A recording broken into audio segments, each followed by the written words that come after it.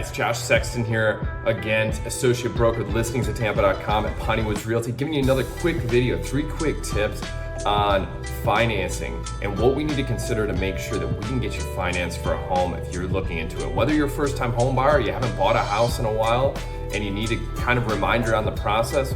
Number 1, checking your credit. So where are we at for credit qualification? Minimum credit score for most programs, depending on your credit profile, is 580. So we want to take a look at that. Do you have a bank, maybe Credit Karma, something? Go out there and check it and figure out, make sure that your credit is in standing, that we can get you at least, we have the minimum base level credit score before we go and pull your credit for a mortgage. Number 2 is down payment. So have we saved anything for down payment? There are programs out there with really low down payment options, so there's a misconception out there that you need 20% down to get qualified. Not necessarily true.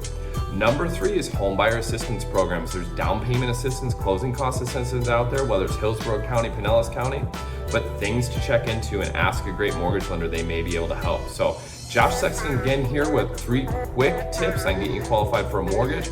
Hope you guys enjoyed this video. Subscribe if you're on YouTube and like, comment if you're on Instagram. Have a great day.